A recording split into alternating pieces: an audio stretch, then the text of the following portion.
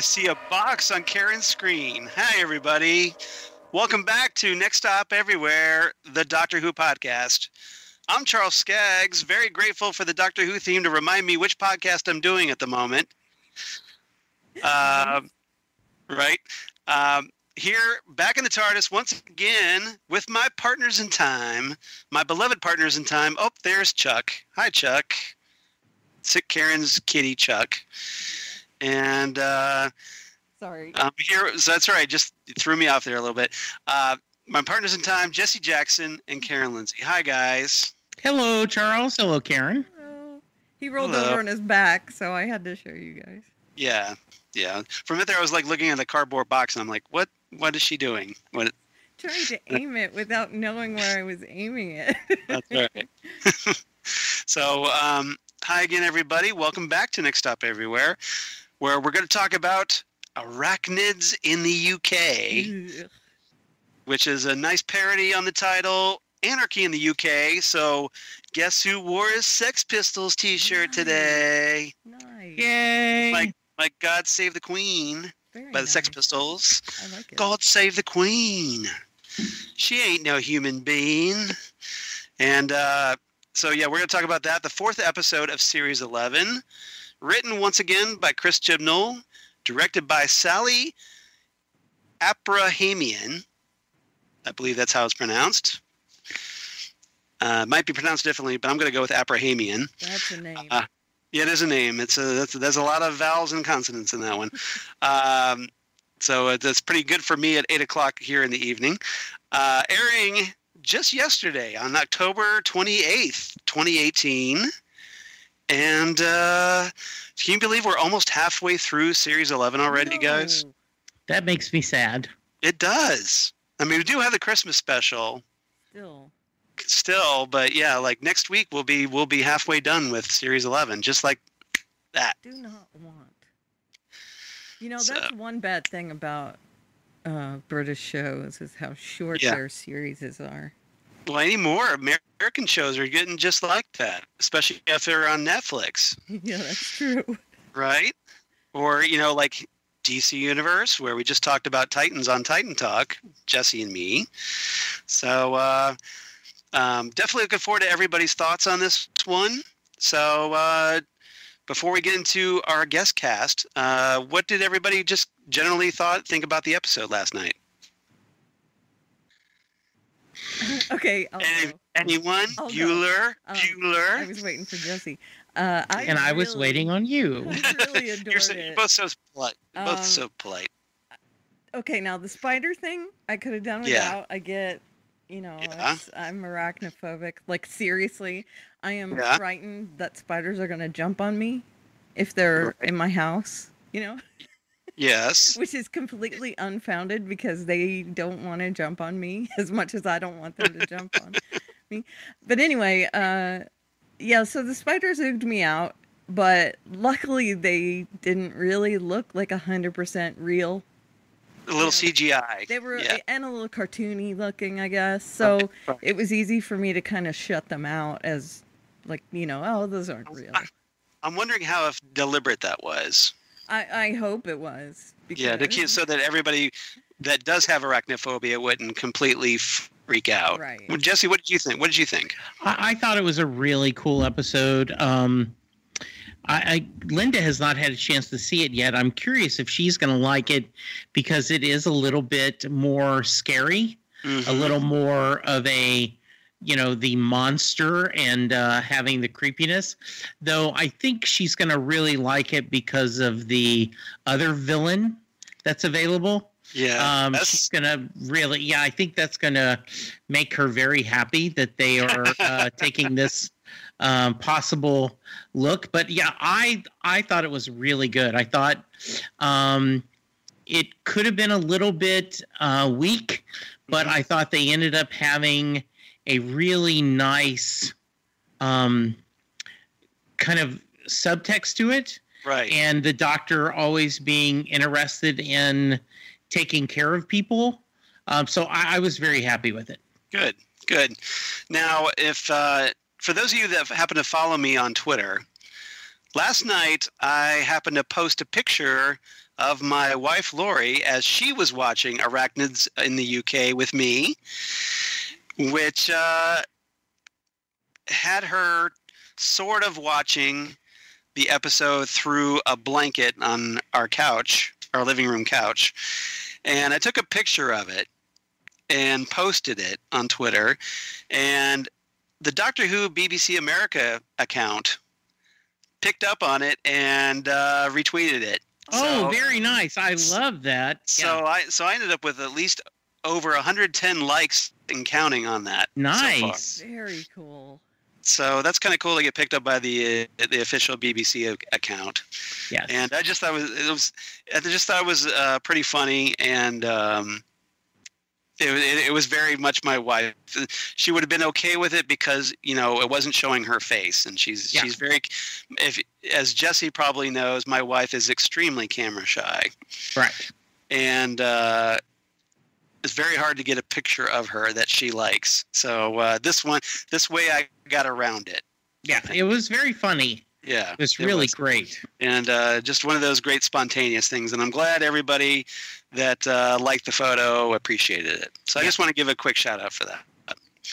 But as for me, I dug it just because, hey, it's another creepy Doctor Who episode. And you know me, I loves my creepy Doctor Who episodes. You do. Now, I'm not that big on spiders, but I'm not a complete arachnophobe either.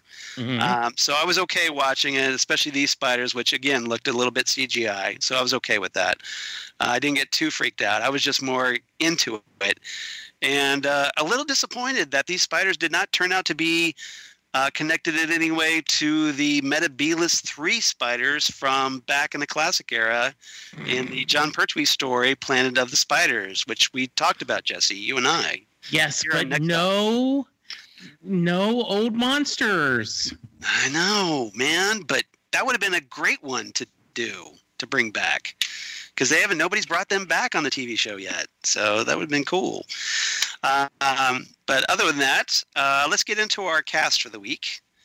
And in addition to the return of Sharon D. Clarke as Grace in a couple of quick cameos, as poor Graham missing his wife, and we'll talk about that a little bit, but yeah, I got to feel bad for Graham now, really bad. He's obviously hurting and grieving, understandably, and it's taken its toll, but it was good to see her back, however briefly. We also got Chris Noth, who a notable American actor that played Jack Robertson, pretty much a Donald Trump analog, or parable or metaphor or whatever you want to call it. Except he hates Donald Trump. Don't say his name. Yeah, don't say his name. Which I thought was an interesting idea, to have like the guy who acts like Donald Trump not like Donald Trump. Right. Well, yes. We don't like the mirrors of ourselves, do we? Right. Exactly. Yeah. Yeah. It makes us see all the very unattractive parts of ourselves.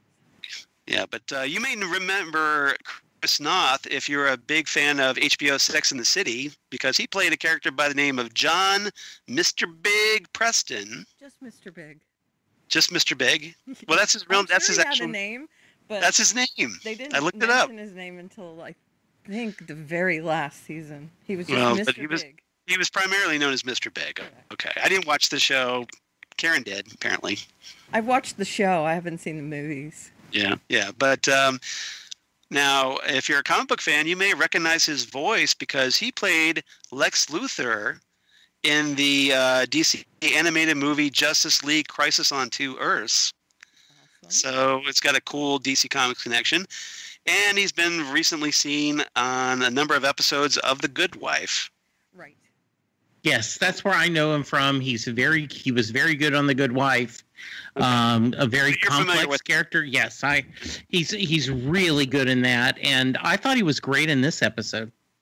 Yep. Karen, do you have any other credits you want to talk about him? I know he was in one of the excuse me. Not CSI, Law and Order. I think it's he was Law and Order. He replaced someone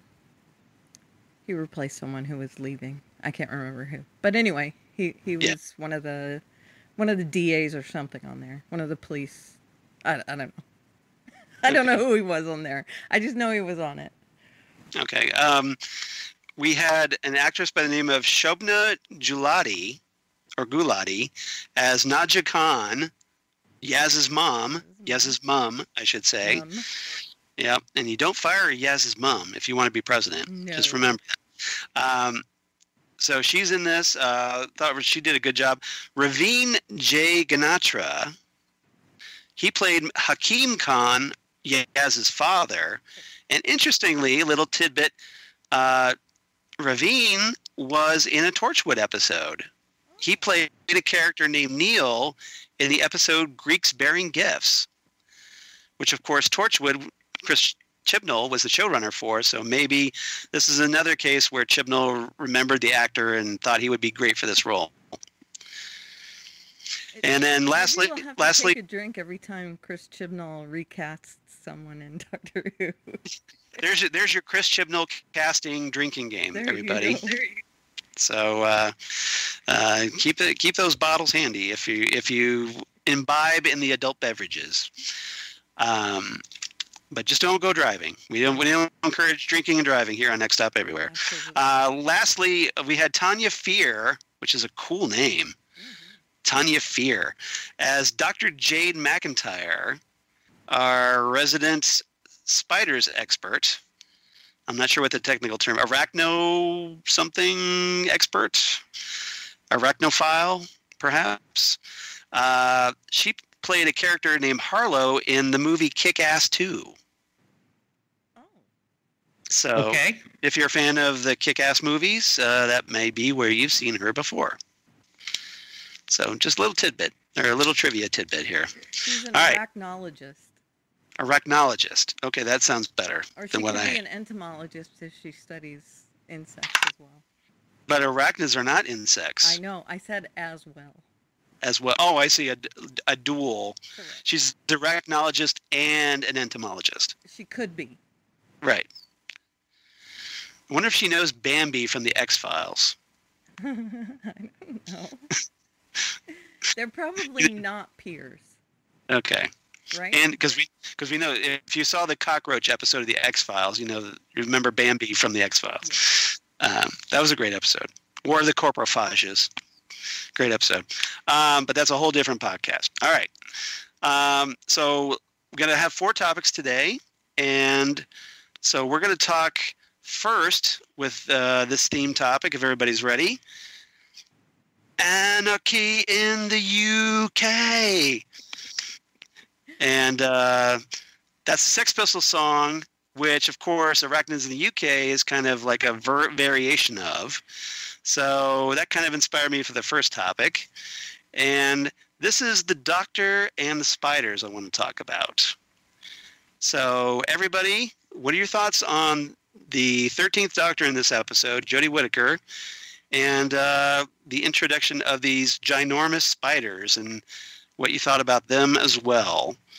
And Karen, how about we go with you first this time? Okay.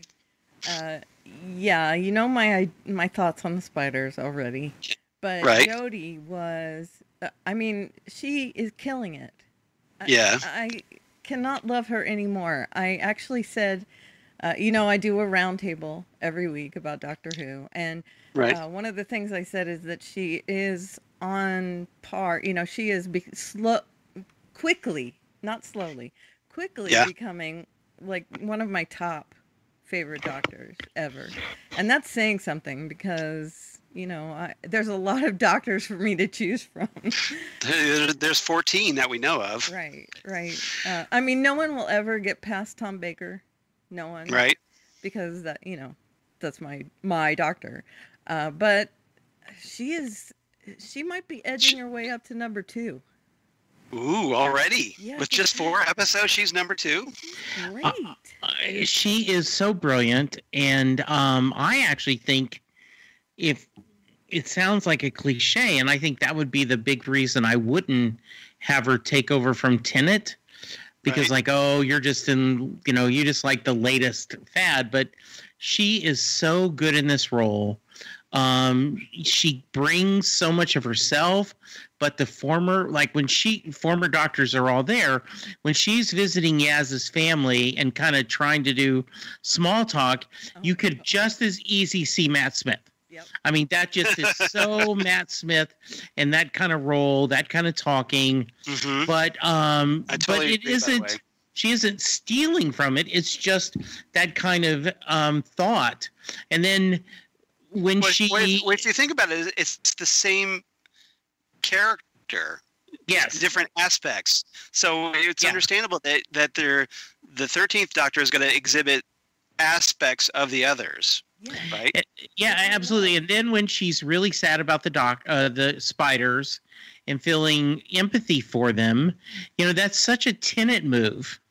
And so I absolutely adore her.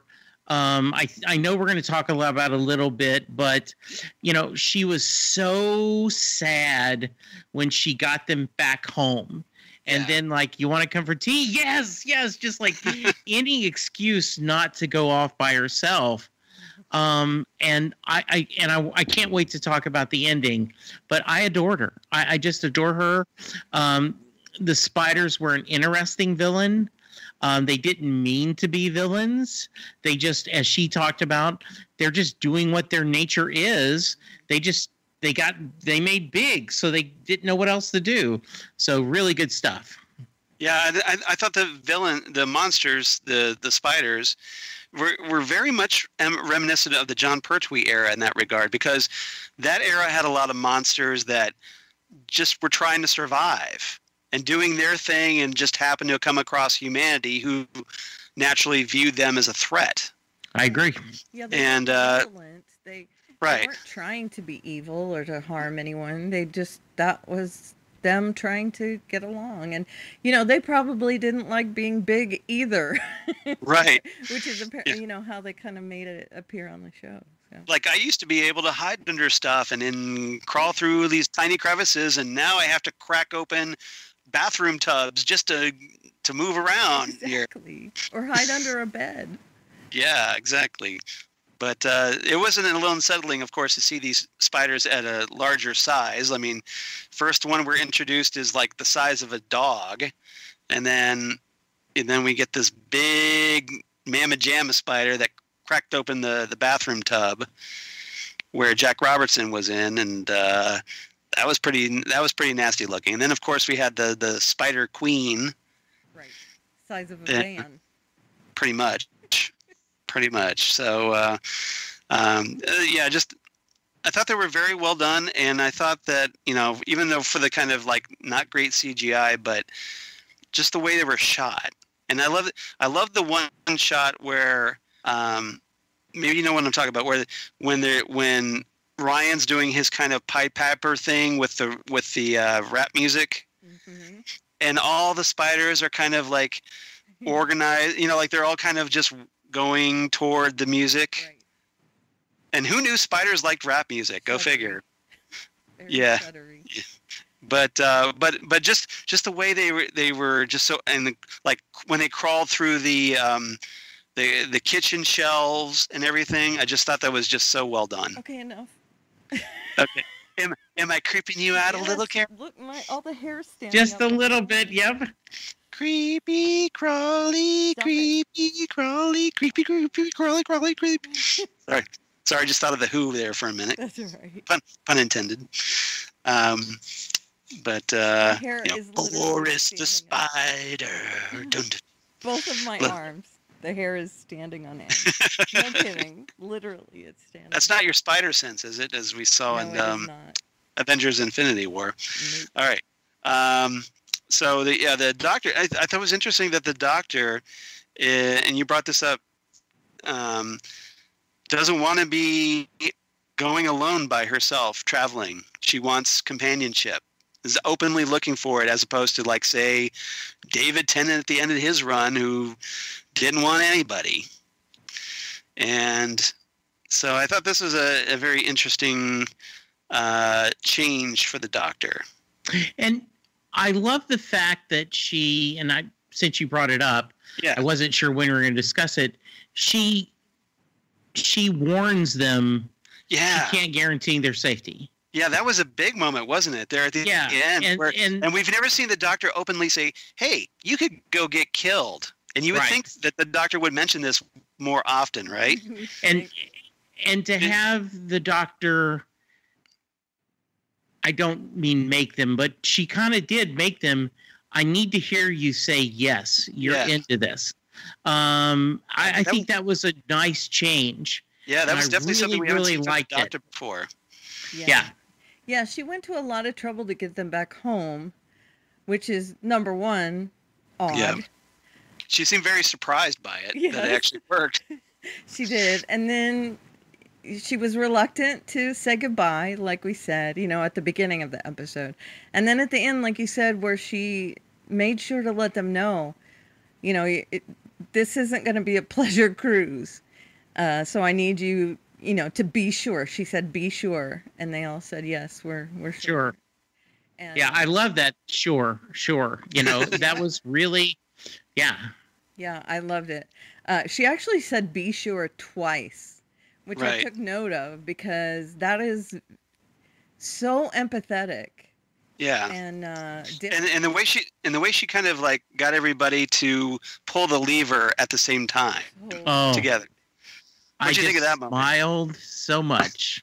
like, see, we're a team. We're going to do this together. Yeah. We're going off on this adventure as a unit, as a full Team TARDIS. Team TARDIS. I was going to say hashtag Team TARDIS. Hashtag Team TARDIS. Yeah, I love that. Me too. Yeah, so that was good. So definitely a change of pace for the Doctor's relationship with the companions, and I think it's a good one. I think it's a nice change. Although really, they did make a point to say that she's the boss in this episode. Right? Why are you talking to her? Because she's in charge. Who said? Yeah, she's the boss. Yeah, we do. us. Right. Yeah, we. So yeah, I enjoyed that. But it just shows you that just already the companions, the Team TARDIS, actually really respect the Doctor and respect the leadership role. There's a clear line in that, hey, you know what you're doing and we don't. Or right. It's more so than we do. But, she's still willing to say, we'll be a team. Yeah. And so I like that dichotomy. Yeah, it was good. I really enjoyed that. All right. Let's see here. So let's move on. Anything else about the Doctor and the Spiders before we move on? Nope. And I'm going to be for Jesse, who's kind of stepped away for a brief second. Nope, nothing for me. Nothing for me, Charles. Okay. I'm just fine, thanks. I don't know why. I don't know. Jesse's going to listen to this and he's going to shake his fist. All right. All right. So let's move on to. That's my impression of Jesse. I'm sorry. Well, that's what he gets for stepping away. I'm sorry. Right. Real quick. Because he's going to go off to stuff his face and then come on back. Well, yeah. So let's move on to topic number 2, everybody. And this is. We're a happy family. We're a happy family. We're a happy family. Me, mom, and daddy. Oh, nice. And that is a song by the Ramones. I like that. So we have a song by the Sex Pistols and a song by the Ramones. Guessing the theme yet, everybody? I think I know the theme. All right. I probably could have guessed it ahead of time. Probably. What are you saying? My themes are pretty easy to figure out? No, I'm not. I'm saying this week it was pretty. That's all right. I wasn't trying to make it challenging. It was a slam dunk this week. It seemed pretty obvious. I was just, the Arachnids in the UK just kind of inspired me. So yes, for those who have obviously have figured it out, yes, I'm doing punk music song titles as the themes. All right. Which is something that you love. I'm a big punk music fan, classic punk music. Right. I'm trying to do more mainstream, of course, for everybody, but I'm just sharing my love because I was inspired by the episode title. All right, so we're going to talk about Yaz and the Khans. Khan! Had to do that, right? Yes. Khan, you bloodsucker. See, I get to do Star Trek references, and Jesse's not around to pick up on it. Oh, there he's back. Oh, I love Star Trek references. I was You were doing the so correct. What a great point, Charles. It's all right. They know you stepped away. Yeah. And we totally trash talked you while we were. We did. We totally did. It could have been totally seamless. I told you I was before. Just could have kept going. No, we did. Well, the way we did it. Okay. Yeah, we were entertaining the crowd. How about that? Okay. All right. So we're going to talk about Yaz and the Khans in this episode, or this segment, rather. I'm sorry, segment.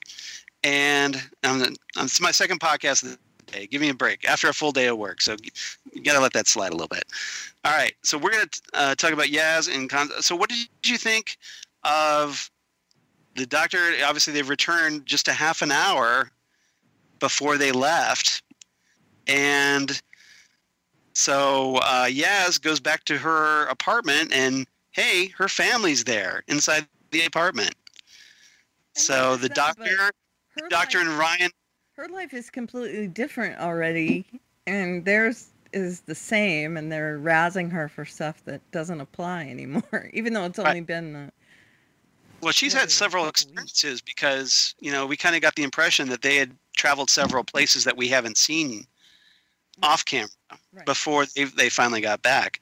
So what does everybody think of introducing Yaz's family in this episode? Can Jesse go?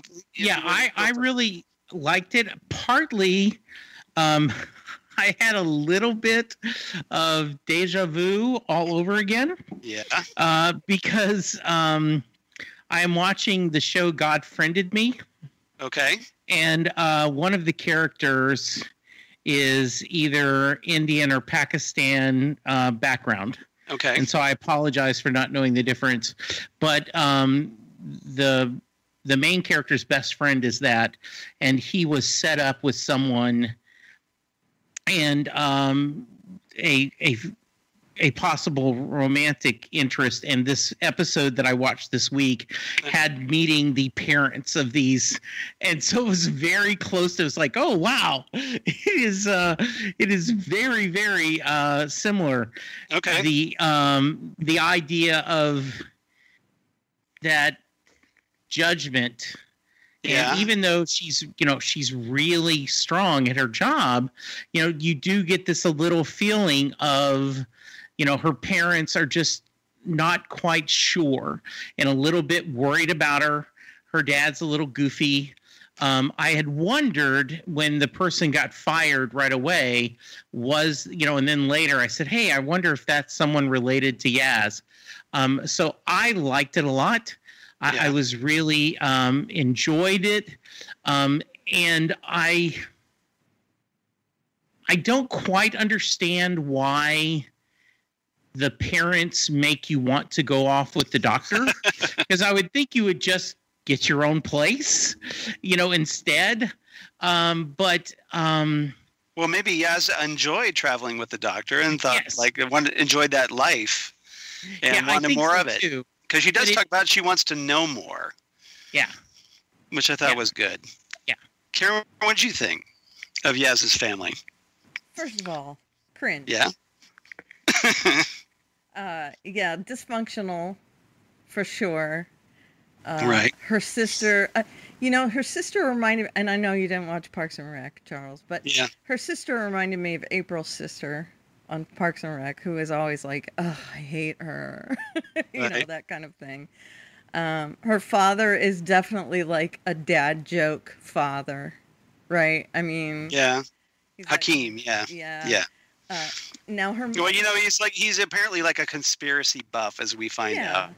Yeah, but you can tell he's corny. He's eccentric. Yeah. Yeah, and not being able to cook dinner, and it's just funny.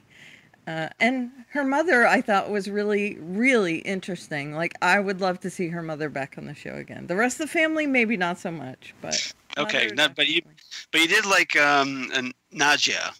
Very much so, and I think it was really cool because then we got this background into Yaz and a little more, insight into her character. Yeah, it was. I thought that was good because obviously we've talked about how Yaz has been kind of underdeveloped so far. Mm-hmm. We got a little bit last episode, But here, obviously, we get a lot more about her background. We find that her family doesn't think much of her being a cop. And in any other family, right. It would be something to be proud of. Right. But apparently, they don't think Yaz should be doing this. I don't know what else they think she should be doing. But, of course, she's got a sister, Sonia, that's giving her a hard time. And this whole family dynamic kind of reminded me a bit, actually more than a bit, of Martha Jones's family. Mm-hmm. A little bit. Because you also had like a mother that's kind of like a little wanting, like demanding to know what's going on, not quite trusting the doctor, because we got some of that with Najia. Mm-hmm. And a sister that kind of gives her a hard time, but ultimately I'm sure it will be revealed that she's very loyal to her sister at some point, because I'm getting the impression we're going to see this family again. Yeah, I'm assuming we will. I would be surprised if we don't, because they made a point of introducing them like they did, and it just gave me this whole Martha Jones vibe a bit. What do you guys think? Now that you pointed out, I think it's absolutely there. Very, very sharp. I like that a lot. Yeah. Karen, how about you? Yeah, she's reminiscent of probably Martha more than any other companion, but I think she is very independent, and I think that her mother is probably a huge influence on her as far as like her upbringing, her reliance on herself. Her independence. Yeah, her mother seems to kind of be the one free thinker in her household, I think. I think you're right about that. I think that's a good observation. So, did you guys notice that Yaz's mom asked if Yaz and the doctor were seeing each other? Yes. That was interesting. I think she's worrying about her. Well, she also asked if Ryan and Yaz were dating. Yeah. Yes. So I think it implies very strongly that Yaz may play for both teams. Yeah, she may be bisexual. Yes, and which I think is really cool. Yeah, I think that's a really nice. And not like Clara Oswald faux bisexual, because Clara flirted a lot but never did anything about it. Right. So that was Clara talked a good game. Yeah, but that was about something that was known. Yeah. Yes, I mean not as in, because they did ask both questions, like right. Or neither one looked like they're assuming they're not assuming, they're asking the question, are you just mates or are you seeing each other? Or they just that Yaz never dates anybody and they're not sure. Yeah. Either way. And I did love the they doctor might be going, entirely clueless about Yaz's love life. And the doctor going, I don't think we're seeing each other. Are we seeing each other? That was another very... And Yaz is like, no, we're friends. Trust me on this. Yeah. That's not happening, I think. Yeah, I thought that was good. All right, anything else about Yaz and her family before we move on? No. Nope. All right, I hear crickets, so let's move on. All right. Topic number 3. Should I stay or should I go now? No, this is not Stranger Things. And this is The Clash, of course. If you don't know this song, shame on you, because that's pretty much a mainstream punk song, and classic too. So I want to talk about this is Ryan and Graham, who are obviously two characters that are given the choice, well, do we stay behind on Earth or do we go traveling with the Doctor? So that's where that kind of fits in. And Ryan gets a letter from his dad. And so what do you guys think about that? So Karen, why don't we start with you this time? Yeah, okay. First of all, I was a little mad at Ryan for bringing that up to Graham the way he did. Because it's like, poke, you're not my real grandfather or whatever, right? I mean, didn't you think a little bit? I got a different impression from that. Do you think he's trying to feel Graham out? Because Graham was the one that brought it up first, saying, "Hey, while I was, over at the house, there was this letter from your dad," and he tells Ryan, like, "Hey, here's the letter," and Ryan was first like, "I'm not gonna read this." Yeah, I didn't find that either. And then later he comes back. Well, he mentions to Graham, I actually read that letter. Yeah. That was the part where I was a little cringy because I feel bad for Graham. Graham keeps trying to bond with Ryan. Yeah. And Ryan he has, at least up till now, seemed really hesitant to accept Graham as a real part of his family. But I saw it as more of a bonding moment because I saw it as a bonding moment too. That he was comfortable enough sharing with them. In this episode, maybe, but I mean, up till now, hasn't he kind of bristled at Graham? Yes, he has. They've had kind of a conflicting, and because Graham has tried to reach out, and Ryan just keeps rebuffing him. Right. Yeah. But now, it seems like they're actually able to confide stuff with each other, so they're starting a relationship. Yeah. I think here. Yeah, I think so too. And Graham's a little hurt because Ryan says, "Well, hey, my dad wants to reconnect with me because he's my proper family." Well, that's his dad's words, and he's not really happy. He's not happy about that phrasing either. Right. And then they just when they start to get into the discussion, of course, things get sidetracked and it gets derailed. Right. So I was just, looking back on the conversation as he's bringing up, my dad said proper family, and right. I don't know. I mean, I hope that they are bonding. I hope that they are. I would like to think they are. I haven't liked how Ryan has been treating him up till now, at least. Right. So I hope this does start a new relationship. Like maybe, I think the ice is starting to crack. What do you think, Jesse? So. Yeah, I think it is. And I also think that it shows Graham isn't giving up. And I like that. I really like that relationship. I think that's been good. Yeah. And I do think that, as I say, Yaz's motivation to travel is the least meaningful one to me. Okay. I think Graham's reason for traveling is just heartbreaking. Right. To say the only thing that's going to make this better is time. And he implies, it doesn't say, time travels differently when I'm on a time machine. Right. And so instead of sitting there feeling the ghost of my lost wife, I can go with you. I can stay busy. I can start to heal. And I think Ryan wants to be there as well. Even subconsciously, he wants to go through that grief with Graham as well. So I think their motivation is Beth. I agree with Yaz. I think she's going, I don't want to be normal. I don't want to be just ordinary. Right. And so I want to embrace She wants more out of her life. Yes, absolutely. Yeah. So Karen, do you think Graham is escaping from his grief or running away from his grief? Because that's the kind of vibe that I got. Yeah, partially. Especially after seeing her in imagining her. Yeah. Now, it's Doctor Who. It could actually have been her. Okay. Right. So he may something or something putting that into his head. Correct. So yeah, that's going to say a hallucination. That's a fair point. Right. Because it is Doctor Who, and it's like, well, we saw her, Graham saw her.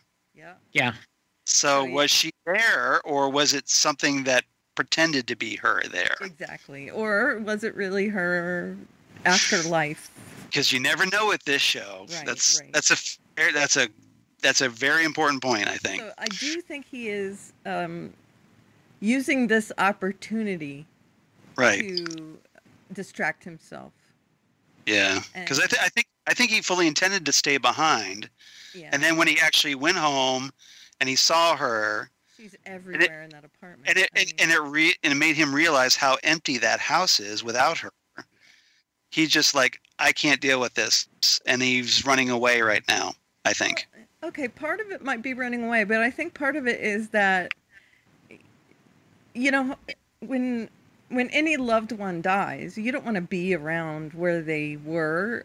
And so, like, when you lose your husband or your wife, which I've never dealt with, by the way, but I know that people usually, like, move out of the place where they lived with that person because of all the memories. Right. This is him. Too powerful. Right. Yeah. So this is him, you know, quote unquote, moving out. Okay. I think. That's fair. Yeah. And what do you think, Jesse? Yeah, you know, couple things we were thinking about is, and I want to make sure I get this right, a couple song references, not punk, unfortunately. You know, that's right. You know, Make the World Go Away. Mm-hmm. And, you know, where it's, you know, I just want to get away with that. And The End of the World with Skeeter Davis, right? Don't they know it's the end of the world? Right, right. You know, that feeling of... That's a classic song, by the way. Yeah. That's when Linda lost her mother, her father, and then her mother, and I've lost my grandparents and my stepdad and dad, you have this, you become a new normal. Okay. But at first, when you go to work, and it's just weird because everyone's acting like nothing's changed, but in your case, your whole world has changed. Right. So I could see him. I don't think he's trying to figure out how to reconnect with his life. Yeah, and so I think this is a healthy way to run away. Right. A healthy way to say, you know, I make the world go away. Right. Okay. I don't think he's avoiding the grief. I think he's just channeling it. Trying to cope with it. Yeah. Yes, I think that's what I wanted to make make I don't think he's avoiding it totally. It's just his way of coping. Right. It's his coping. Yeah. It's his coping mechanism. Right. Traveling through time. Also, I think trying to channel it into helping people.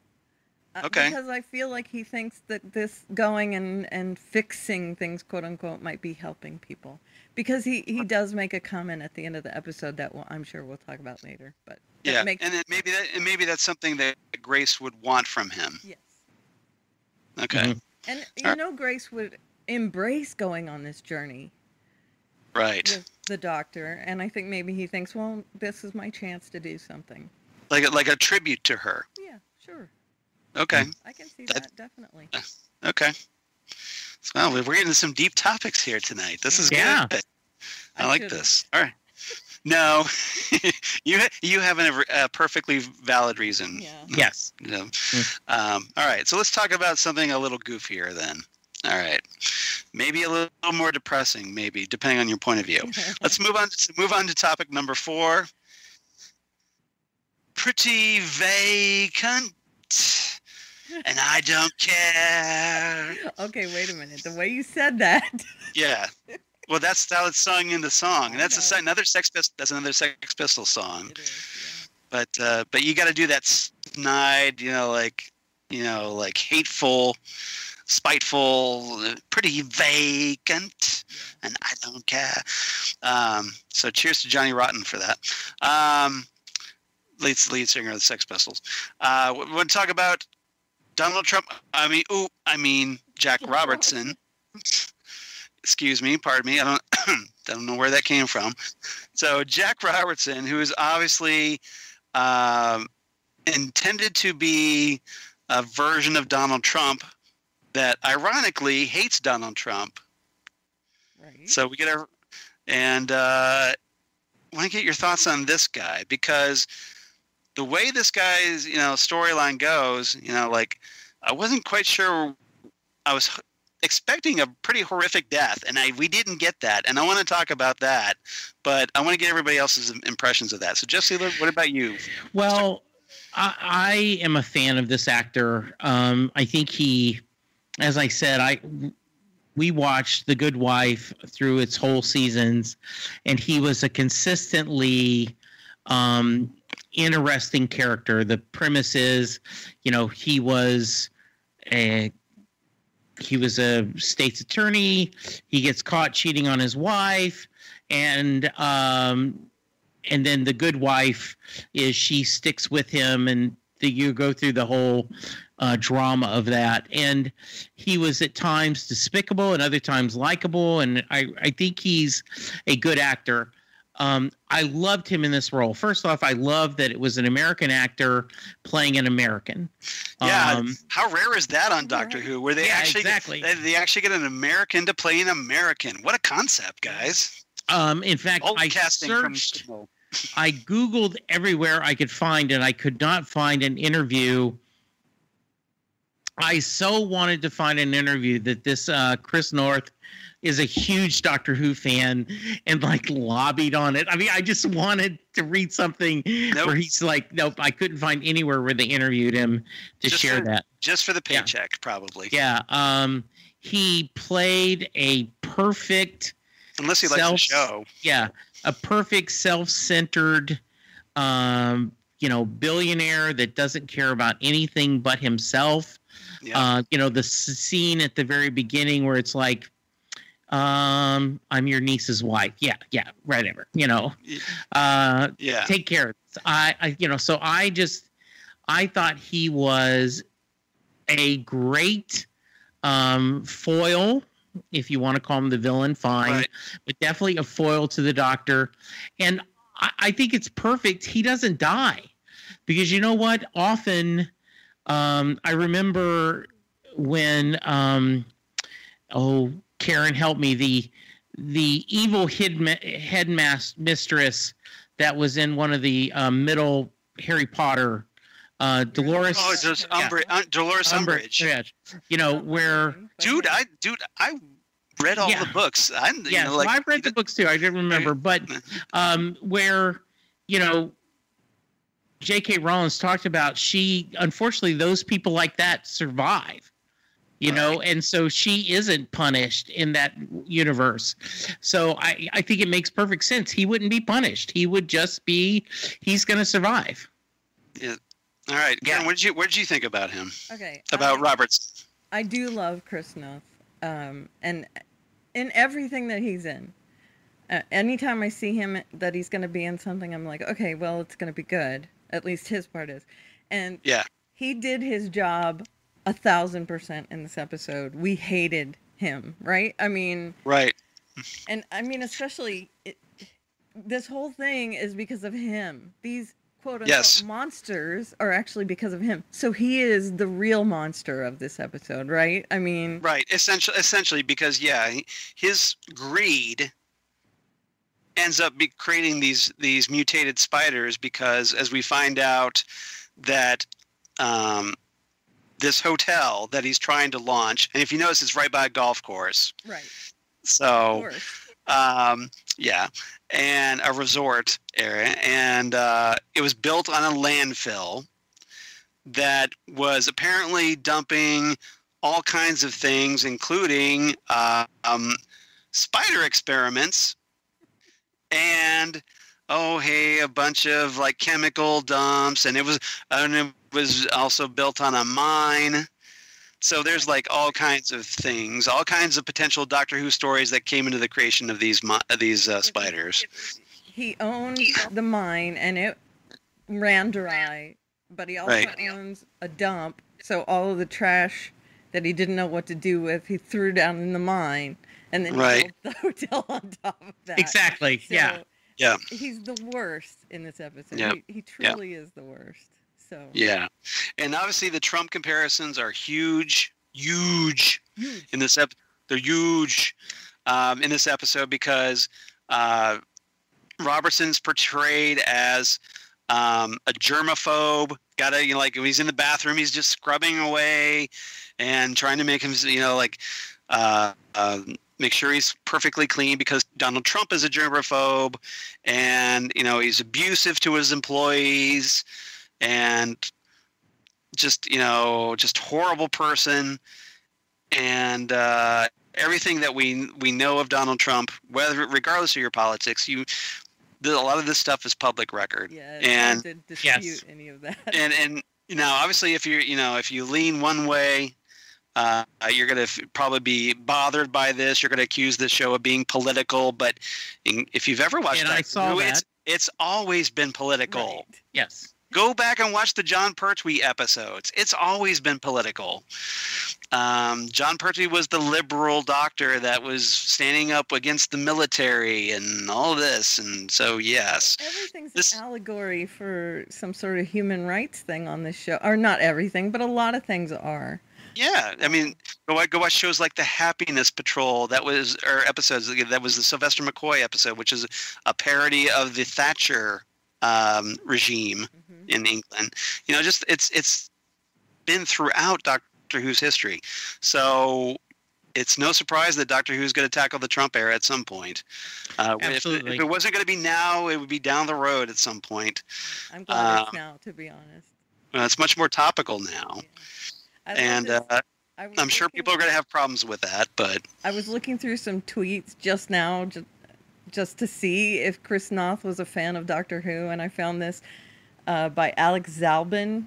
Tonight's Doctor Who guest stars Chris Noth and features giant spiders, so if you cross your eyes right, it'll play like a weird episode of Sex and the City. That's funny. That's good. I found that amusing. I just thought I'd read it. But no, I don't see anything that says he was a fan or anything either, so... Okay. Yeah. So, so as we find out through the course of the end of the episode, Robertson's solution to dealing with the spider problem is to basically shoot it with a gun, and which he points out is well, hey, should be the solution for everything, right? That's the American way. That's the American way. I love that. Yes. What's wrong with this? What's wrong with this country? Yeah, I'm trying not to use the exact quote because I don't want to steal anybody's quote, but. Yeah. Just that's the solution. And really all even though the doctor is so opposed to guns, that all she does and all anybody else does is just stand around and watch him shoot the spider. They don't try to take the gun from him or anything. And then he's just like, look, this is how, because I stepped in and I took charge of this. This is what's going to make me president. And then he walks off to do whatever. And the audience is kind of like, shouldn't this guy be spider food by now? Right. But we're kind of let down. The question, though, I'm having is, are we going to see him again? I think so. I hope so. I think that would be so fun if he did do that. If we come back, right. It would be great. I think it would be cool if we came back while he's in the middle of his run for president. And they end up taking him down during the campaign, right? And that would be something he does gets caught on tape or something, and he ends up outed as a coward and whatever. Something like great. Yeah, it'd be kind of interesting if they 2 years from now in the actual 2020, right? If they brought him back in 2020 and then did something with him.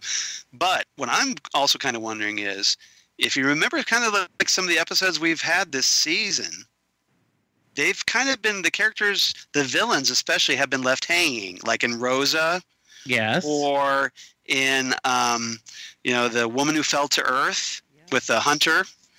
So I'm kind of wondering if Chibnall is playing this big, master story arc. Could be. Like weaving all this episode, we get everyone back together. Is that? Because if you think about it, this episode, Arachnids in the UK, takes place roughly the same time as the events of The Woman Who Fell to Earth, right? Right. So that was going on while this was going on, right. And so I gotta wonder if it's all connected somehow. Thoughts on that one? Did that just blow your mind? No, you didn't blow my mind, but I do love the idea that he could be planning this elaborate tapestry of, like maybe in the season finale or whatever, or the 2-part season finale, series 11 finale, that maybe we see all these characters again and find out exactly how connected they are. That would be fantastic. Yeah, that would be great. Shout out to Junior from my How Many podcast that I never remember to plug. But he always talks about the Marvel Universe, and he always does this. He puts his fingers together going, it's all connected. It's all connected. You got to watch them all. So that's what maybe he's all connected, all connected. Yeah. That's funny. I would all love right. that. Yeah. That's good. All right. So anything else about this episode before we move on? I just think the series is really showing a freshness, a newness. Because I was very happy with Capaldi's first season. I know a lot of people weren't, but I was really happy to see it, the fresh take with the new Doctor. I have read a few people, and it is the reality of fandom. Oh, get rid of Moffat. Oh, bring Moffat back. I'm tired of Capaldi. Bring Capaldi back. We need change. We need change. No, we don't need change. So So they gripe about change, and then when it actually happens, then they want what they had before. Right. Yeah, that they were that they were so desperate to get rid of in the first place. Yeah, absolutely. So Fans it's just are the worst. some fans. We don't want to say all fans. You know why I'm saying it like that, though. Yes, I know. Fans are Yeah. the worst. Because it's ironic. See, Yes, I know. irony. It's just frustrating. So yeah, Because you would think fans would be like the best people right. to like something, but They no. wanted something. They wanted something different from the Moffat area. They're getting that, but that's not what they want. Right. Yeah. Well, that's not what I wanted. Yeah, exactly. Like they're only going to be happy if they're the Doctor Who showrunner, and whatever's in their head is what's on the A screen. large majority of fans love to always grumble about everything, but that does not mean all of us do, because I am digging it. Right. Yeah, I just saw someone posted that they probably will not watch the Timeless movie because it's going to be too shippy, and that wasn't why they watched the show. Like, can you don't even know yet. Released any information Yeah, about can you not? Just can we wait and see it before we decide? Right. Fandom, you're killing us here. Yes, absolutely. Killing us. All right. So let's go into best lines of the episode if nobody has anything else. All right. So, Jesse, let's start with you this time. Is he Ed Sheeran? Oh, that's your yeah, quick guess. yeah. Okay. I love that. Everyone's talking about Ed Sheeran. Are you Ed Sheeran? I just thought that was really Ed fun. Sheeran? Yeah. Yeah, Ed Sheeran. Yes. Yeah. All right. Yeah, he's a very famous. Game of Thrones had him do. Maybe he could do a guest star. Yeah, you're absolutely right about that. He was on Game of Thrones. Got a lot of crap for it, but he was on it. Yeah. All right. Karen, what's your quote? Okay, I have one. I've never had a flat. I should get one. I'd be good in a flat. I could get a sofa. Imagine me with a sofa, like my own sofa. I could get a purple one and sit on it. Am I being weird? A little bit, yeah. I'm trying to do small talk. I thought I was doing quite well. I love that. That was good. Me too. It was great. Jodie Whittaker is killing it. I'm sorry. She is just amazing. Yes. Yeah. So I like this exchange between Robertson and the Doctor, with the Doctor kind of giving an aside to Yaz. So Robertson says, "You're not going down there." Oh, I should say it is like this. "You're not going down there. It's too dangerous." And the Doctor replies, "I eat danger for breakfast." And then she does a little aside to Yaz and she says, "I don't. I prefer cereal or croissants or those little fried Portuguese. Never mind. It's not important." I love that. I eat danger for breakfast. Yeah. That was so doctorish. Yeah. I love that exchange. Another one I loved is, "Dude, I have all the authorization I ever need. I call people dude now." Yeah, that was a great one. All right, Karen, you got another one? Yeah. Why'd you fire her? I don't answer to you. What are you, 15? You should be in school. That's Yaz and Robertson. Robertson, yes.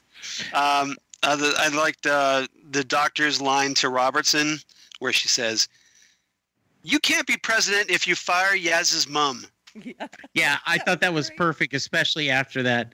I will tell you who is growing on me is Graham. Yeah. And Graham always kind of has the hidden gem of, like when people quit putting things in my body, when Robert says, "Who are you people?"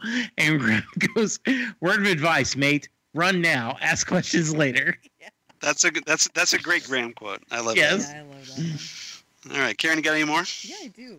All right. Doctor says, "You just ran really quickly out of a room looking really scared. Tell me exactly what's going on, omitting no detail, no matter how strange." Robertson says, "A giant spider just smashed through my bathtub and took out my bodyguard, Kevin." And the doctor says, "Right. Very succinct summary. Well done." Nice. That's good. It was very nice. Charles, how about you? Yeah. This is the doctor and Graham. The doctor says, the doctor's talking about spider silk here. The doctor says, "Ooh, fun fact. If you weave dragline spider silk as thick as a pencil, it's strong enough to stop a plane in flight." Graham's like, "You're kidding." The doctor replies, "I'm not. I've had to deal with it. Well, me and Amelia Earhart, you'd like her. She's a right laugh." She's a right laugh. She's a right laugh. Yes. Any more? My last one was, maybe I'm nervous or just socially awkward. I'm still figuring myself out. Yeah, that one was great. I just love her. Yeah, lots of good lines in this episode. Yeah. Yes. Any more, Karen? I have a couple little ones. Let's do one last one then. Oh, which one? Okay, I'll choose Pick this it. one. All The right, doctor and Graham. "You're not going to come back as the same people that left here." And Graham says, "But that's all right. I think that's good." Nice. Yes, very well done. Yep. I'm going to give my last one to Najia, who had a pretty good line here. She says, "My husband's right. It's a conspiracy. Do you have any idea how annoying it is when my husband's right?" I saw that one. Yes. That was one of my I loved favorite ones. I'm glad. Yep. Yeah. Now my wife Lori does, but I'll just leave it there. I agree. I mean, My wife Lori knows how annoying it is when I'm right, but no. At least I like to think that way. You made a very awesome human. I mean, I thought that was cool too. All right, go ahead and give that one real quick. That's what she says. Okay. The doctor says, "Najia, you made a very awesome human." Oh, that's cool. When she's talking to yeah. I missed that one. That's good. All right, everybody's rating. Karen, what's your rating for this one? I went a little tiny bit lower because of the spiders. Okay. So it's because of the spiders, not because of anything else. Yeah. And I gave it 8.5 dudes. Okay. That's good. Jesse, how about you? So I gave it 8.5, 10 pakoras. Is that the correct way to say the fritters that Dad cooked? Yeah. Good job. I like this one. I don't like as much creepiness, so that's why it went down a little bit for me. But just a really solid episode, a lot of fun. Yeah. We're all in sync this week again, everybody. I give it 8.5. 8.5 cracked bathtubs. Nice. Okay, so I was gonna go with that or cocoon corpses. For those of you looking for an average, that's 8.5 times 3 divided by 3. What is that? Hold on. Let me punch up the calculator. That would be 8.5, folks. 8.5, yes. So 8.5 across the board. So for those of you scoring at home, that comes out to a nice 25.5 out of 30. All right. So really quick, I know we're running long, so I'm just going to do a really quick reverse the polarity segment. And you probably can guess where I'm going to go back to, because we're going to go back to 1973 with Planet of the Spiders. The final John Pertwee story, the 5th serial, season 11, written by Robert Sloman. And this basically features the Third Doctor realizing that this blue crystal that he took from Metebelis 3 and the Green Death was sought by an alien race called the Eight Legs, a race of mutated spiders. and they decided that this crystal was their final element in their plan for universal domination. And so the Doctor realizes that he's eventually going to have to confront his fear of dying and face the Great One. And ultimately, he gets blasted with a deadly wave of radiation that floods this cave that he's in. And he eventually goes back to Earth, collapses on the floor, and regenerates into Tom Baker. So, into the Fourth Doctor. So very nice. That's my really quick summation of that. So thank you, Charles. So yeah, if you like this episode, and the Planet of the Spiders back in the day was apparently freaked a lot of people out back in the day, because the spiders in that episode would jump on people's backs, and apparently that scared a lot of kids who were having nightmares of spiders jumping on their backs. I wonder if that's where my fear of spiders comes from. You think it from Planet of the Spiders? You got it? Because I was watching. That'd be awesome. I was watching Doctor Who, and that's my fear. I don't know how awesome arachnophobia is, but if it related, because that is. But it'd be cool that it's like you just have that Doctor Who connection. That's cool. That's literally my fear of spiders, is that they'll jump on me. So that could be. Well, yeah, if you're a kid watching that, I gotta imagine, even as cheesy as the effects are, that especially compared to today, but that was still pretty creepy if you're a kid and you're just using your imagination. I was in junior high or something, so yeah. Pretty scary stuff, eh, kids? And perfect for Halloween weekend, you guys. Very scary. Scary stuff. All right. Listener feedback this week. We have we just got an email from Rob Southgate, our editor, who forwarded on this YouTube comment about Rosa. So do you want me to read that first? I actually went to that, and he has 2 comments. Okay, well, you want to go ahead and read those, Jesse? So it's a Jeff Thompson. Yeah. And he said, only just discovered your channel.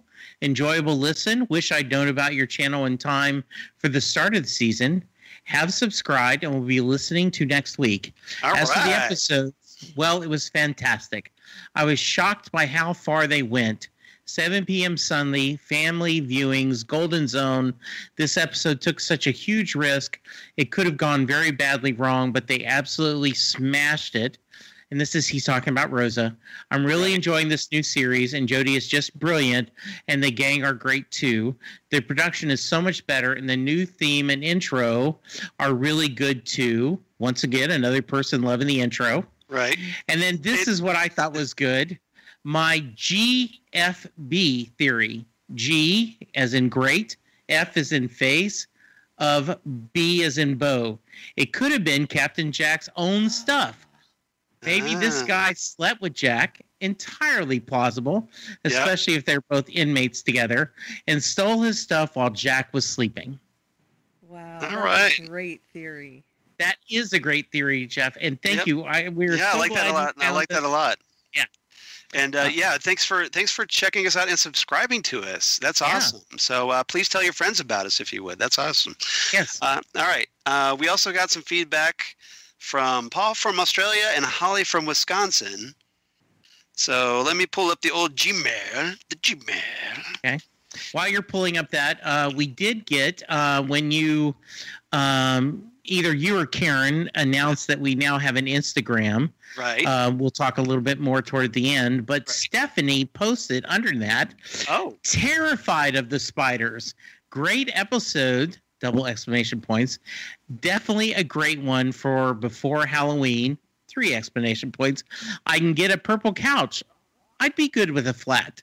So thank you, Stephanie, for posting. And we hope you are going to Instagram and checking our new stuff. Do you have your email ready? Excellent. I do. So I have Holly Max here real quick. She writes in about arachnids in the UK. She says, "Hey, Charles, Jesse, and Karen. A creepy crawly episode." Hi. I forgot to do that. Yeah, a creepy crawly episode to say the least. I kind of like the new looking vortex. Yeah, wasn't that vortex awesome? Yeah, it was. Yeah, it was. Looked really I was good. geeking so hard about that. I was just like, it's so pretty. Yeah. It's probably my favorite vortex of the new series, easily. I think. Really loved it. Makes me all right. So Holly continues. Makes me wonder if it's more in tune to the TARDIS now, or something else is going on that we have yet to find out. Dun dun dun. Chris Noth can play a jerk of a character rather well. Nice to see Yaz's family. Felt for Graham when he went back to his flat and imagined Grace there. I know, right? I was almost wondering if the spiders weren't ancestors or related to the spiders from Metabolus 3, right? That's what I'm saying. Missed opportunity there by Chibnall, unless he drops the bomb later on. The Doctor also mentions that she has sisters in this episode. Yes. I don't think she was serious about that, but maybe. I'm willing to consider that.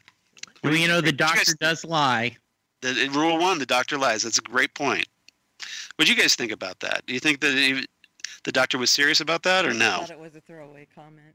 I did too. Yeah, I thought because the Doctor rambles about so, and remember, she's a mad woman in box, right? Yeah, So yes. Exactly. And also, she was talking about her time with the sisters, right? She also spent some time at a space age convent or convent. Convent, yeah. Yes. So maybe it was sisters in the terms of nuns. Twice. Yeah. We have used the word convent tonight. Yes, exactly. Yeah, how often is that? We did that on Titan Talk tonight, too. Yeah. So your word for the day? Convent. Yeah. All right. Holly continues, wonder if we'll find out any more about that. Amelia Earhart also gets name dropped. Love the ending with Yaz, Graham, and Ryan telling the Doctor that they want to stay traveling with her. I'll wrap it up here. Holly from Wisconsin. So thank you, Holly, as always, for writing in. Thank we you always so love hearing. much. And then we also have Paul from Australia. So Paul writes in, hi, Karen, Charles, and Jesse. See what I did there? Just for Karen. That is Smiley. the way. Yes. Good job. Yep. So Paul definitely gets the Karen seal of approval, I think, this week. Every time I think the season can't get any better, along comes the next episode to prove me wrong.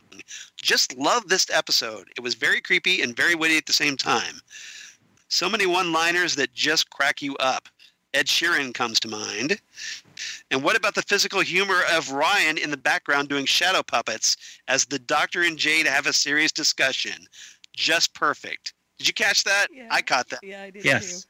So when they were explaining stuff, like there's like a projector or whatever, and Ryan's doing like Spider or something. It was great. Too funny. And I just love how subtle that was. The ending of the episode was just lovely, with Team TARDIS turning up to tell the Doctor they want to travel with her. Makes you want to join them, right? I always wanted to join. Yes, absolutely. Yeah, we've been doing that as ever since I started watching Doctor Who when I was 15. Since the 70s, yeah. Yeah. Since the 80s for me. Sending you all my kindest regards and best wishes, Paul. P.S. Looking forward to next week's episode, the Suranga Conundrum, which happens to have an Aussie director, Jennifer Perot, and an Aussie photography director, Simon Chapman. So that's cool. And so that's Paul from Australia, everybody. Good. So Thank you. Paul. And great, interesting tidbits that they're both from Australia next week. So yeah, next time on Next Stop Everywhere, we're going to talk about the Suranga Conundrum. That's the 5th episode of the season, Series 11, as we hit the halfway mark already. That does make me sad. Yeah, but, just as long as we keep getting more Doctor Who, it's all good, everybody. So if you want to be like Paul and Holly and everybody else, if you want to try and reach us here at Next Stop Everywhere, we'd love to hear from you so we could read your feedback on the air. And if you would, Karen, do you want to tell them where to find us? Surely. You can find us on Twitter at NextStopSMG. We are on Instagram, as mentioned before, Next Stop Everywhere Podcast. On Facebook, we are facebook.com/Next Stop Everywhere Podcast, or you can just search for Next Stop Everywhere. Our email is nextstopeverywheresmg@gmail.com. And please listen and subscribe to us in Apple Podcasts and leave us a review. Please, because that helps people find us, and we want people to find us so that all these new people like Jeff can subscribe to us and build up this community. So we need your help to do that, because we're not that powerful to do it by ourselves, sadly. I'd love it if I was, though. The omnipotent power just only goes so far, I guess. All right. Jesse, where can they find you on the interwebs? Well, you can find me at Jesse Jackson DFW on Twitter. Yep. I am on Facebook, Jesse Jackson, Louisville, Texas. I do my Bruce Springsteen podcast, Set Listing Bruce, where I talk to Bruce Springsteen fans from around the world, and we talk about music. I am doing, I will give a shout out to Junior and Bob and Scott. I do a How Many podcast, where basically it's an excuse where three friends and I all sit around and just talk. But, about 15 people like it. So, Rob lets me have it. And then, of course, Titan Talk, the newest podcast that Charles and I are a part of. We are loving the DC Universe series based on the DC comic book Titans. And Charles and I are on Titan Talk. And you can hear us talk about our mutual love of the Titans and how the series is working on us. Karen, how about you? I am at Aliveria on the Twitter machine, Aleveria. And there's a link in my bio that takes you to my blog, at which you can find all my other links. Excellent. All right. As for me, at Charles Skaggs on the Twitter machine, at Charles Skaggs on the Instagram, and then Facebook, at Charles Skaggs in Hilliard, Ohio. And my blog of geeky things. Damn good coffee and hot. Damn good coffee and hot. That never gets old. Where I talk about Next Stop Everywhere and Doctor Who and Torchwood and all the podcasts that I do for the Southgate Media Group, including the aforementioned Titan Talk, the Titans podcast that I do with Jesse, and the Phantom Zone podcast that I do with Karen. And hopefully we'll be recording that in this week. Correct. Hopefully. And then Ghostwood, the Twin Peaks podcast that I do with Zan Sprouse, wife of comic book artist Chris Sprouse, where we talk about all things Twin Peaks, David Lynch, etc., etc. And everybody, thank you so much for listening. We really appreciate it. And come on back next week, the Saranga Conundrum. So, Jesse, do you have a quote to lead us out? Yes, that's 2 impossible things we've seen so far tonight. Don't you love it when that happens? Very nice. All right. Thanks, everybody, for listening, and we will see you next time right here on Next Stop Everywhere, the Doctor Who podcast. Bye, everybody. Yay!